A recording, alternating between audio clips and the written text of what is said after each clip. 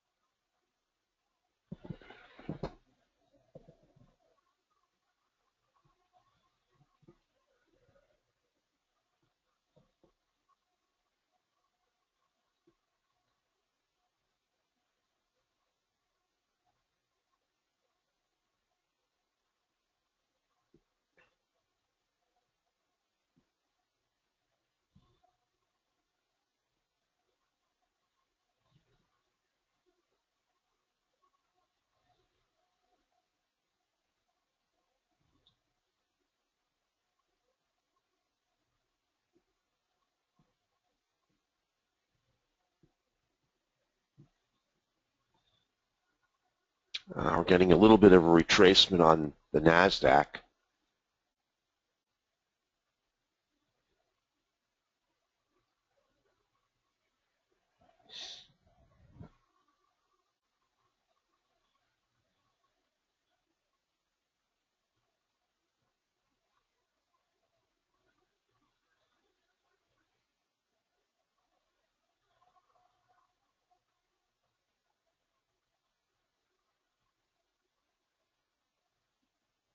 NASDAQ is turning small volume.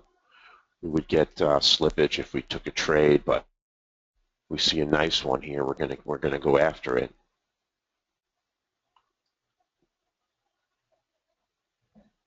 The crude pit opens in 5 minutes.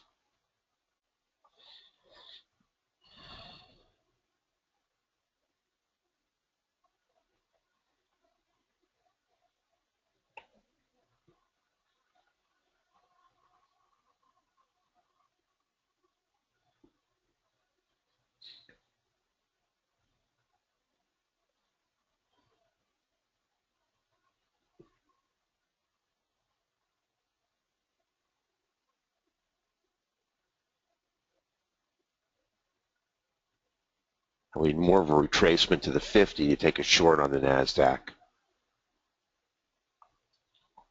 We need that 70 to 100% retracement here in this trend. Nothing on the ES.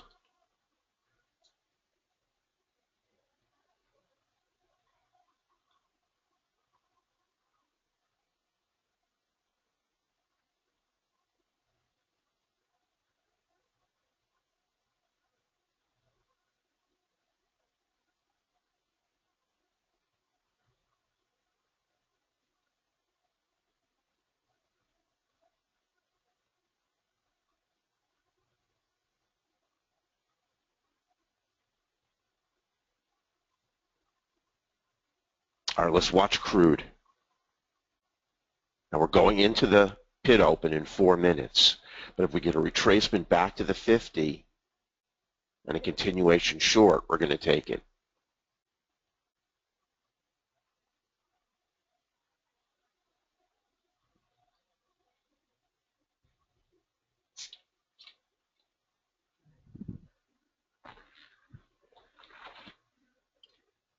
Volume's going to start to lighten up as we move forward this week.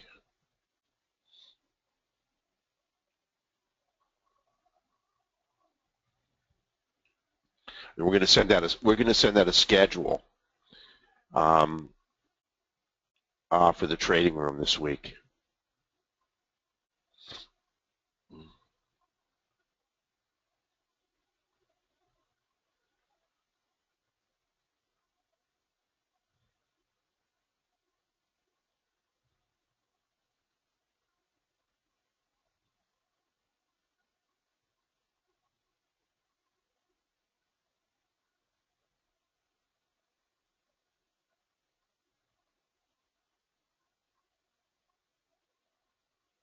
All right, 2 minutes for the pit open on crude.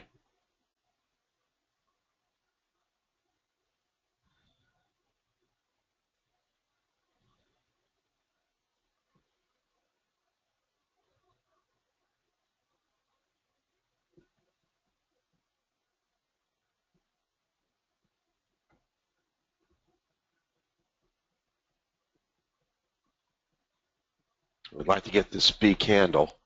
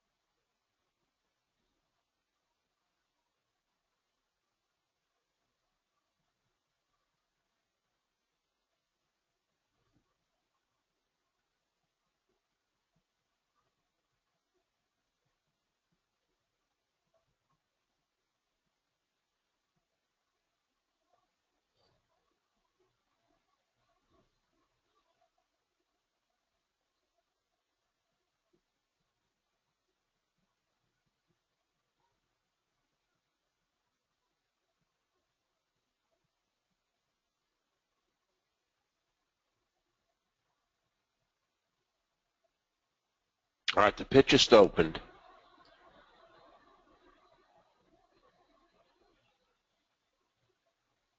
This is why we don't trade the pit open. We chased crude short. This would have gotten stopped out.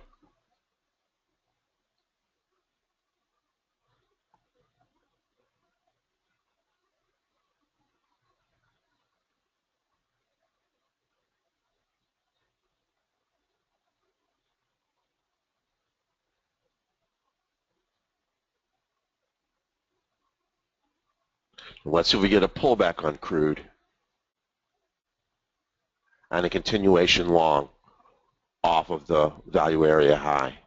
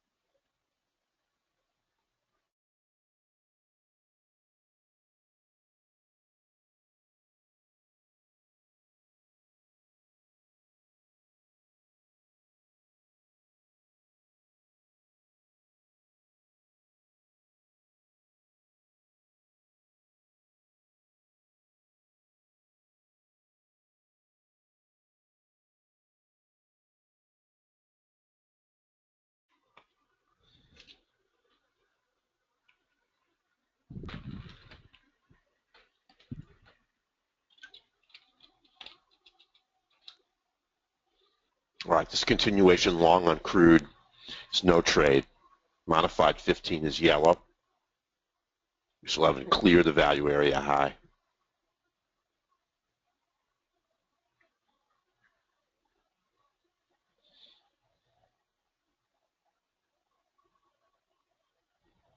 Where the NQ has very light volume so far.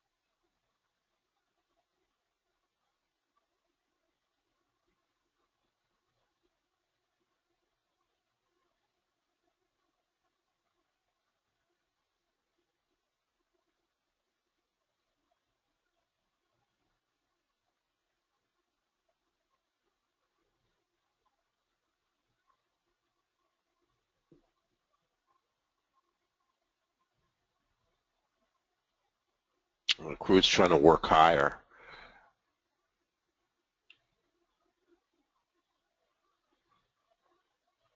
Good volume.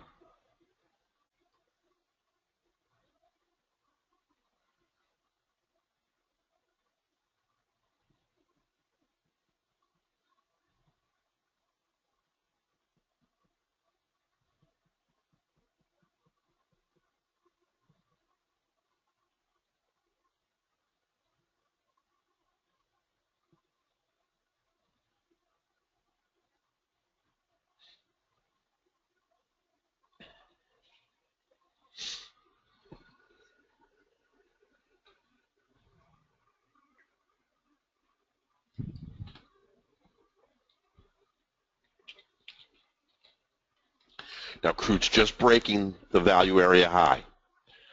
Let's see if we can get a retracement and a continuation trade.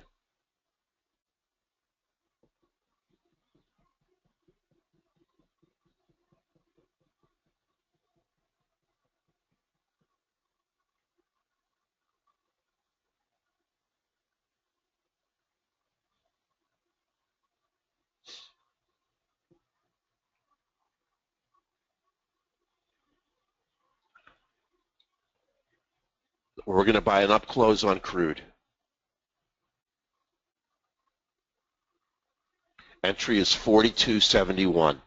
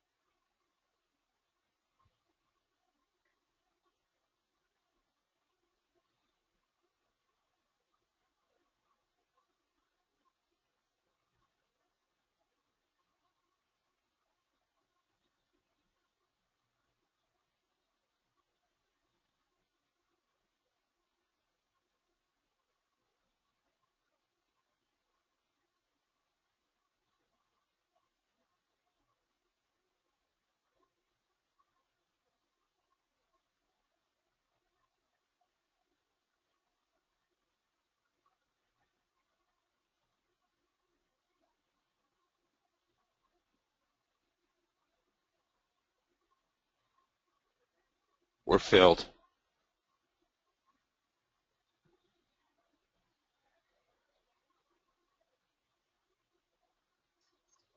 First target's out. Second target's out. The trade's over.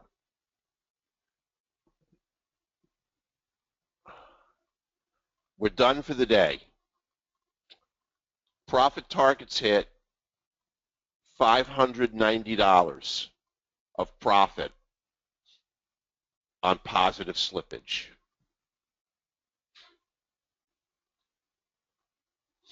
One trade, one winner, and we're done. We'll just scale it.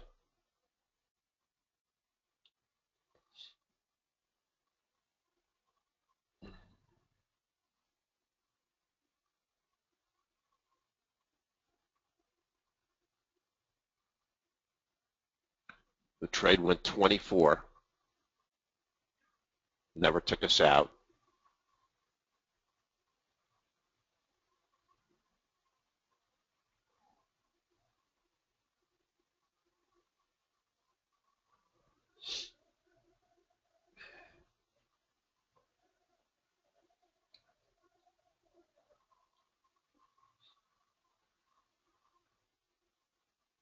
And that's it. Can't have a better result than that.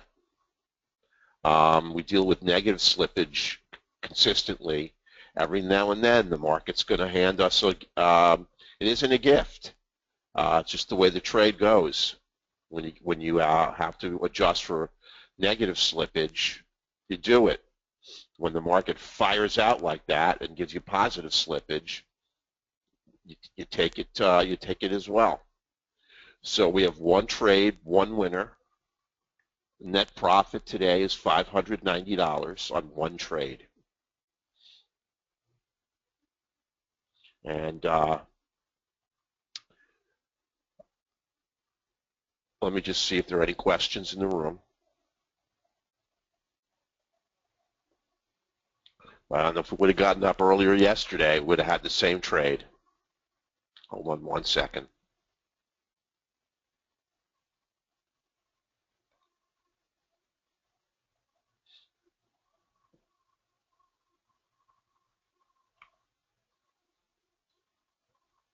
Thank you. Well, Dr. Mark, everyone's going to get a little bit different slippage. If you missed that, Lisa, there's no way you could get that trade. I mean, that trade just rocketed out. Sure, I will. I will, Amit.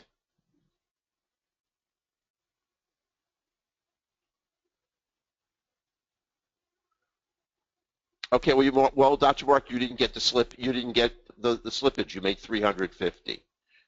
Yeah. I mean, listen. Everyone's going to get it. It's going to be a little bit different for everybody. Um,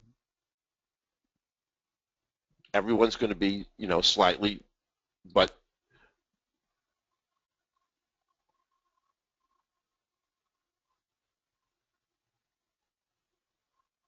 no.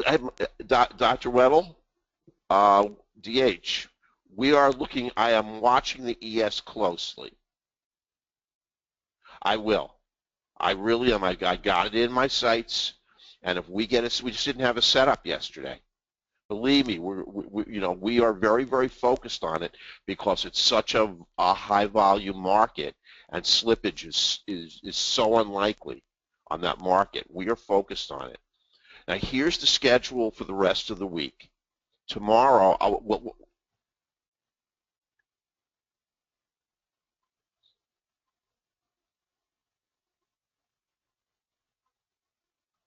yeah, I agree with you. Sim's gonna be slightly different, Riger.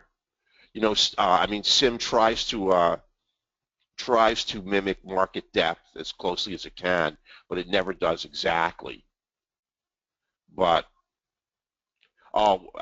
listen, we are definitely heavily supporting the ES with that kind of volume. I'm writing a paper on the future of day trading, the futures market, and I think as time goes on, as we move into the future, um, I think that the commercial trader is going to wind up getting squeezed out of the futures market. If you look at how futures are going, volume on all of these markets are falling. I look at natural gas, volume is terrible. You look at crude, you look at heating oil, volume is terrible. You look at the Dow, volume is poor. The NASDAQ right now is marginal. Volume on the Russell, terrible. And the only market left is crude oil and the E-mini. And if those markets go, then it's basically going to wind up being a market only for institutional traders. I think now we'll announce it, but December 1st we're going to start our stock day trading room.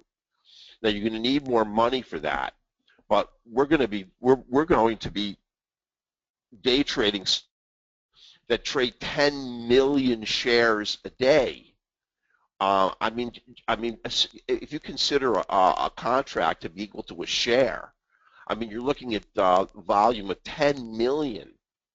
I mean, agreed. There's a bid and an ask, but on a $9 stock that trades 10 million shares a day, like Alcoa, the difference between the bid and the ask is a penny, and you're almost never going to get slippage on the entry.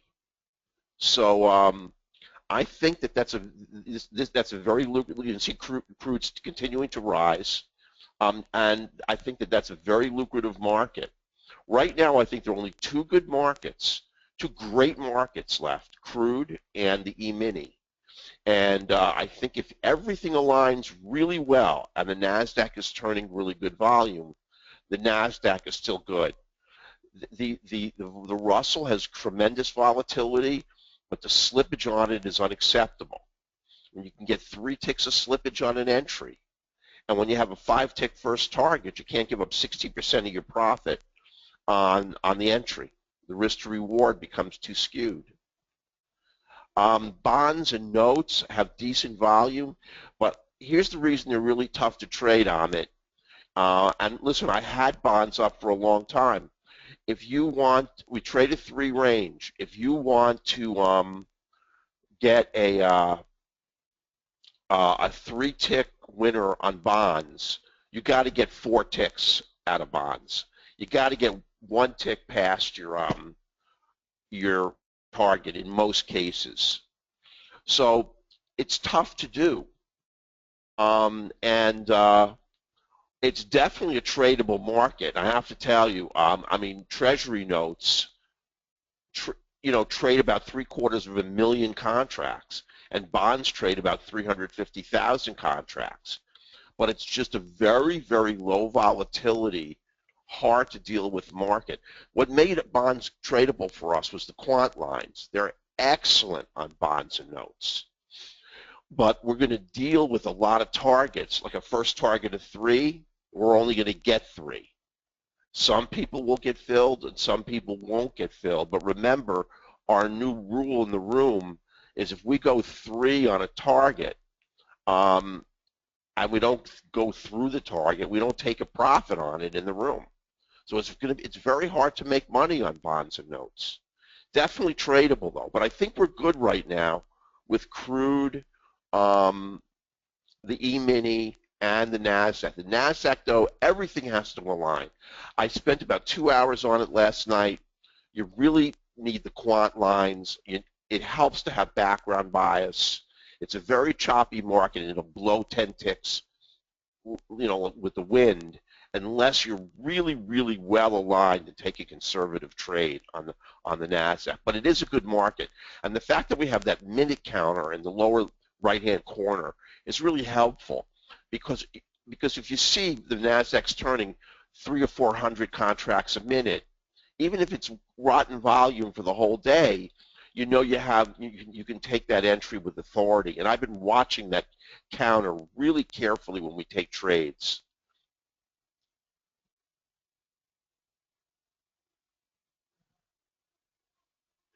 Amit, the only thing that you need to add to trade stocks is a kinetic data feed. And you need a level 1 NASDAQ and a level 1 New York Stock Exchange data feed. And then you can trade any stock. The only stocks that you won't be able to trade are stocks we're not going to look at. They're on the American Stock Exchange. We can trade everything on the New York and everything on the NASDAQ. Kinetic is not expensive. It'll cost you about maybe $35 or $40 a month, and it's a great data feed. And if you want to use it as a backup to Continuum or a backup to CQG, you can also do that. But Kinetic is great, and that's what you need, a level 1 NASDAQ. You don't need a level 2 because we're not looking at market depth on stocks. We are going to trade our entries. And you need a level 1 on the New York level 1 NASDAQ. That's it. Yeah, yes. I mean, NinjaTrader and Kinetic are big partners. So, I mean, if you go to the website on Kinetic, they banner Ninja, and if you go to Ninja, they banner Kinetic because they're perfect. I mean, the broker is whoever you have. I mean, if you're supporting Ninja. Right now, you usually either have AMP, you have or you have Ninja. There's a few others, but no matter who you have, Kinetic can be connected to your system, and Kinetic will get you all your stocks, 100% of your stocks. And what we're going to do is we're going to start trading stocks 3 days a week. AMP is only for futures, Ami.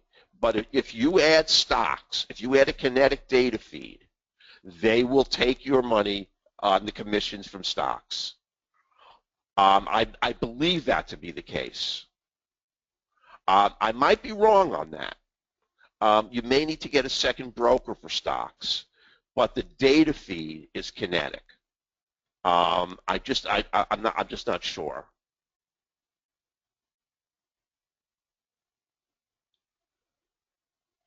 I mean, it's my perception.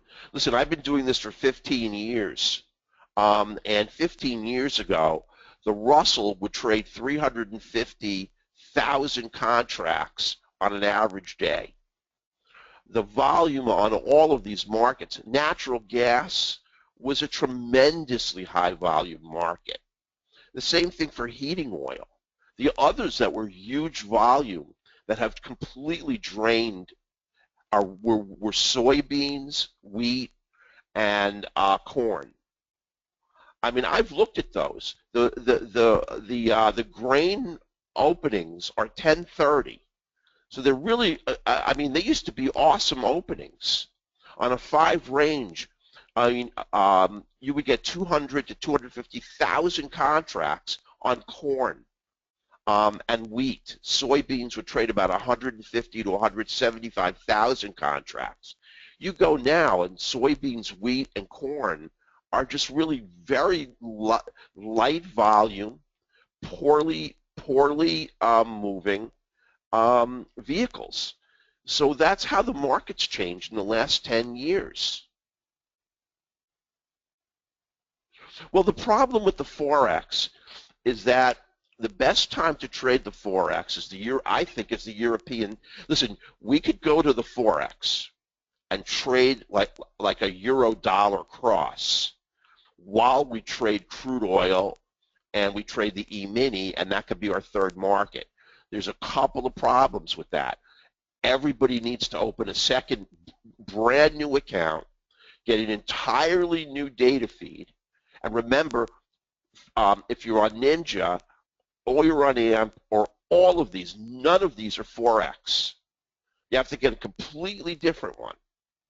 And the Forex trades great about 3 a.m. Eastern Standard Time. When the European session opens and it's being traded by all of Asia, all of Europe, it's got great volume. And volume is good into 7 and 8 o'clock in the morning. But then once these markets open, people, even the overseas traders, turn their attention to the E-mini. The DAX is a great market, Riker, and with the mini DAX, but the mini DAX has big volume really also, 2 to 3 a.m. in the morning. The DAX opens at 2 a.m. Eastern Standard Time. It trades great, but it trades really in the middle of the night. And the DAX is a great market to trade. It just doesn't trade the hours that we trade. That's the problem with the DAX. Now, the Forex is great if we had a separate Forex room, because then everyone could set up a Forex account and we could do it. But you can't really mix futures and Forex. It's almost impossible logistically, and it'll be a nightmare for everybody. You have to open up 2 accounts, 2 data feeds, completely different style of trading. Remember, there's a bid and ask on the Forex, and the Forex, sometimes there is a problem with liquidity. The times we traded, though, it would not, no, not a problem. It wouldn't be a problem. But those 3 pairs, the euro dollar, the euro pound, and the euro yen, late at night for us, at least for me here on Eastern Standard, are great. But what we have to deal with is what we can trade during the hours we trade, and stocks, even in the afternoon, on a 10 million, what we're going to look at on stocks are just the small to mid cap stocks like Alcoa. There's a whole host of them. Sun Edison, stocks that trade between 5 and 10 million shares a day, and that cost between $5 and $10 a share. So if you have a modest account, you can trade them. Facebook is terrific. Google's terrific. Netflix is terrific. Great volatility, great movement. But who can afford to trade a $100 stock? I mean, you need to buy 100 shares, I think, at minimum, if you're going to make a fairly decent amount of money. Well, I think, Ami, that the smallest account they'll allow you to open up is $25,000 because you must indicate it to be a day trading account. If you indicate it to be a regular account, they'll red flag it and they'll suspend your trading, and then you have to go in and fill out all the paperwork again, and this time indicate that it's a day trading account. So they're going to increase your margin requirements significantly on a day trading, and I think the minimum is about I think it's 25K. I know, I'm with TD Ameritrade, and that's 25,000 in TD. Only if you they'll open your account for $25, but day trading is a little bit different, and there's no margin. There's no leverage. You're going to make less money, but I'll tell you, stocks trade so much smoother than futures do. Yeah, it's 25,000. Thank you, thank you, Rieger. And but that's what we're going to do. If you have the capital, and I mean, these stocks trade very smoothly. They don't jump around. Listen, when you're crossing 10 million shares a day, I mean, these instruments trade very smoothly. They're very nicely done, and you can make a huge amount of money. But remember, I'm going to look at about a basket of 25 stocks, set the ATM up for our 3 range, 5 range, and 8 range, and we're going to be looking for a cents amount, not a contract amount, and not a tick amount, and without any leverage, unless you have a significant amount of money, you're going to make less. But I'll tell you, these are very, very nice trades, and even with less money in your pocket, your risk here is so much smaller. Remember, if we trade Alcoa, I always like to use that stock because it's got decent volatility. It's only $9 a share, but well,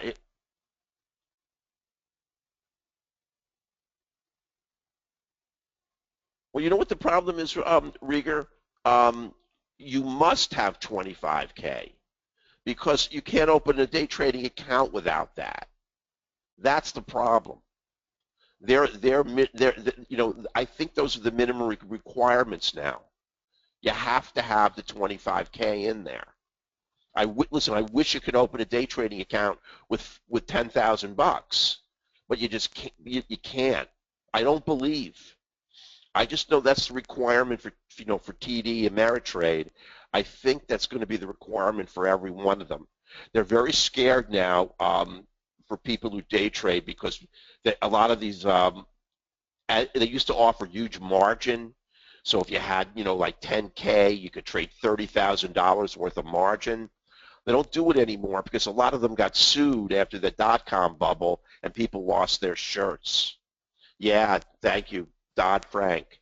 So they don't do it anymore.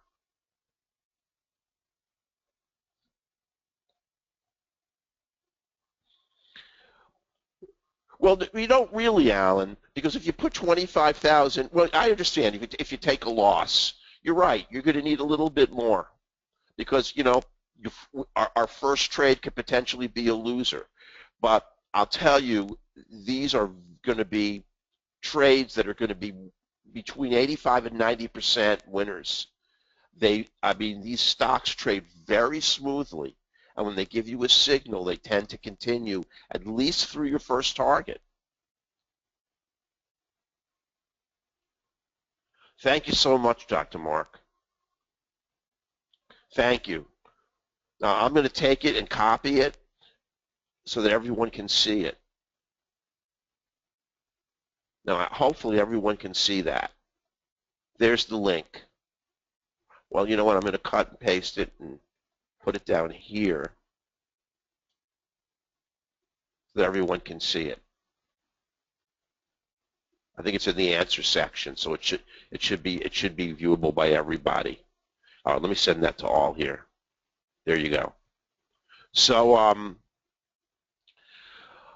So that's just, I just think that's the future. But as long as we have crude and we have the E-mini and the NASDAQ is a little bit of a backup, we're good.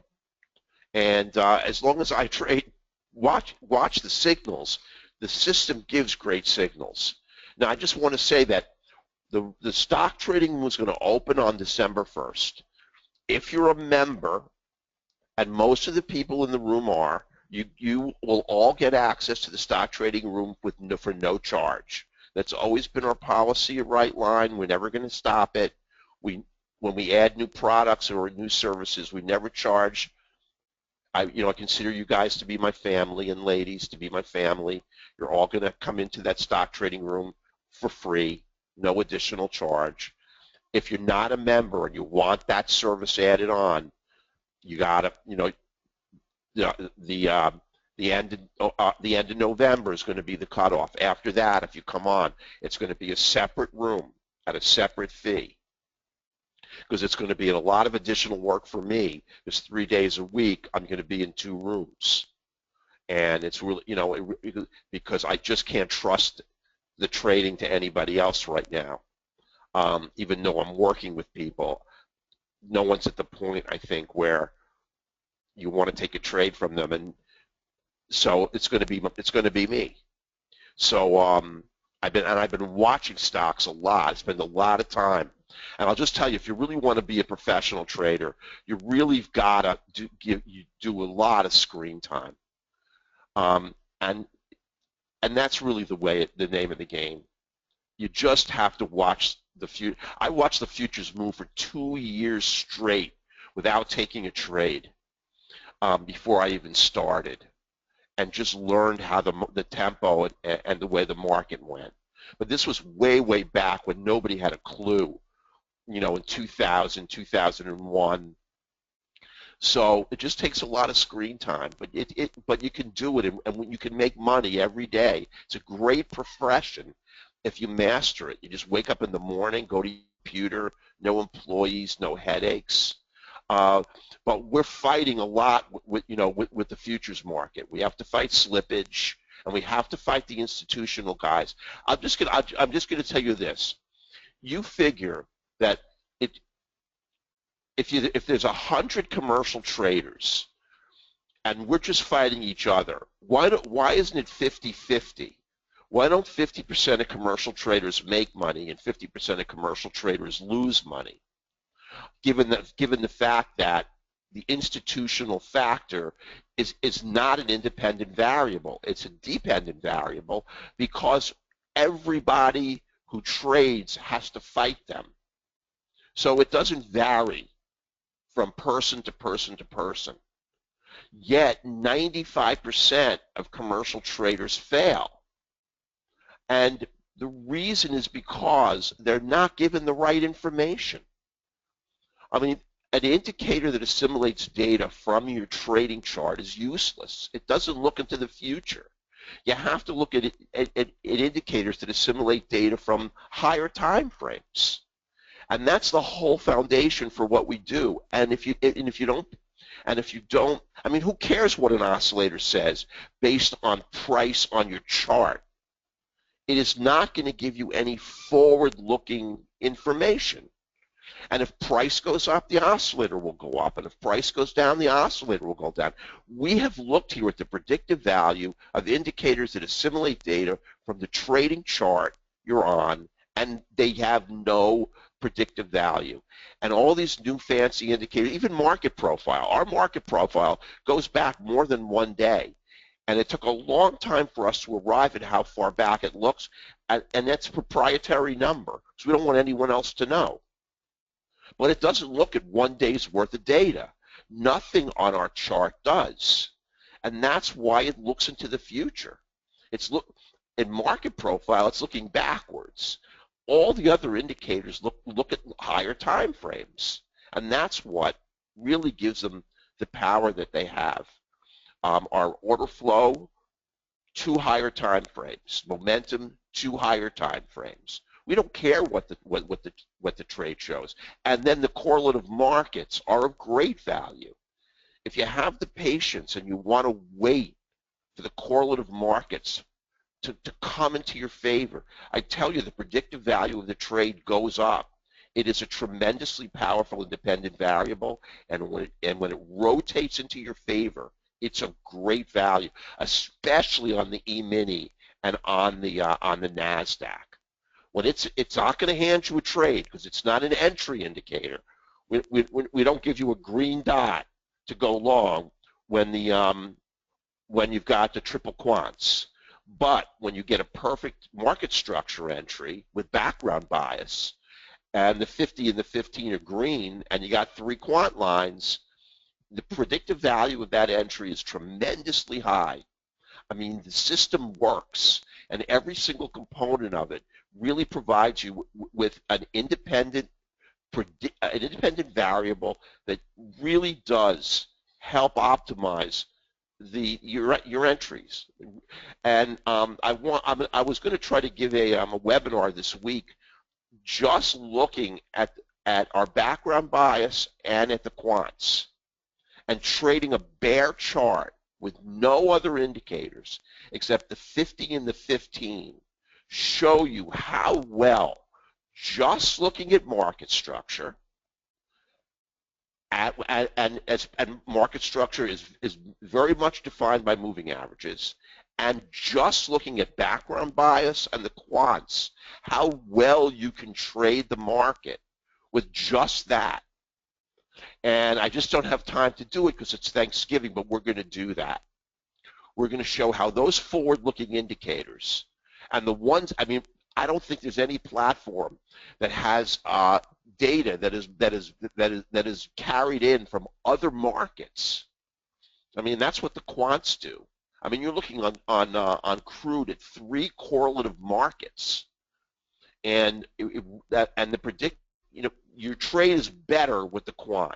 But like I've always said, and then I'll end with this. The platform defines risk. And based on your risk tolerance, you have to decide whether you're going to take a trade. That's a discretionary component of trading. These systems that try to give you a blue dot long and a red dot short are never going to work. If it's a perfect setup without the quant line, you take it. But it's all based on your risk tolerance. You have to know that that's an independent variable that increases the probability that the trade will be successful, that in this particular case you don't have in your favor.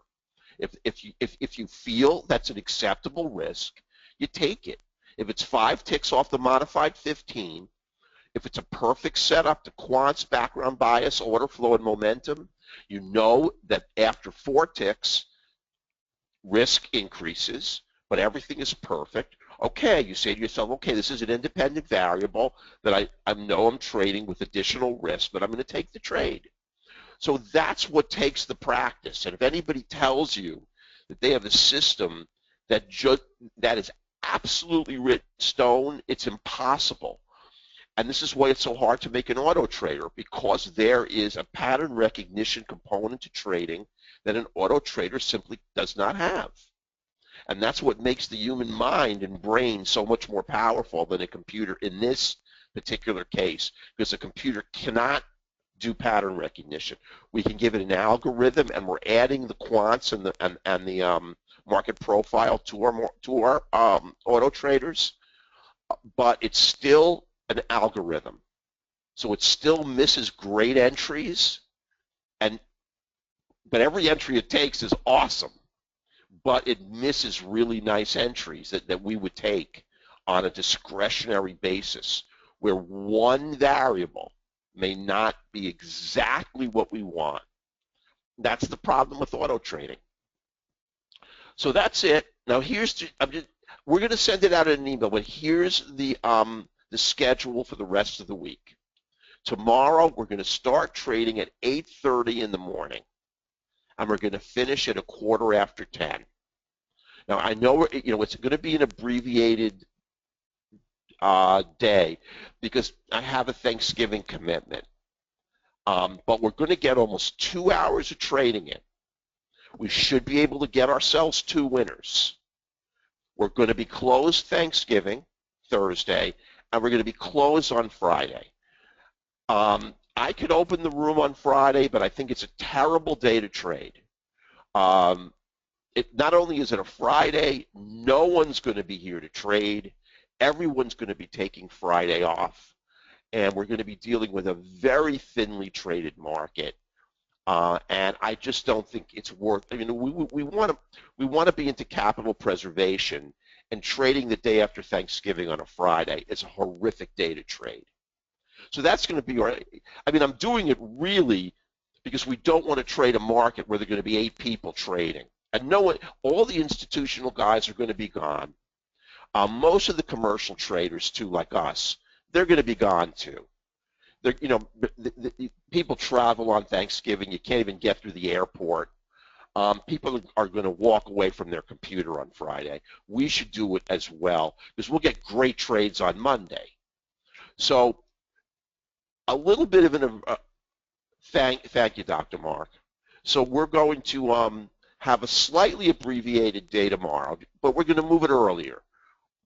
About 2. We're going to get 2 hours of trading, and I'll be very surprised if we can't get 2 great entries tomorrow. Then we'll be closed Thursday and Friday, and then we'll be ripping to go on Monday. So that's going to be our schedule. And remember, let me see what Monday date is. Monday's the 30th. Tuesday, December. Hold on one second here. Tuesday, the December 1st, is going to be the first day of our stock day trading room, which is really exciting. I mean, we're going to send out a couple of email announcements, but I don't know the exact time we're going to start trading. It's going to be probably around 12:30 to 1 o'clock, and we're going to trade from about 1 to, we may trade right into the close, depending upon how the market goes. I mean, if it's really rolling, you get some great trades going into the close of the market. And stocks trade nice and smooth. So we'll see how it goes. We're going to set a profit target, or in this particular case, a cents target. We'll know how much money we've made, and we're going to start doing stocks. So Tuesday, December 1st is going to be our first day trading stocks. And you're going to be very surprised at how easy. It is so much easier than trading futures. It's amazing. And this system gives you great entries. Really, really nice entries.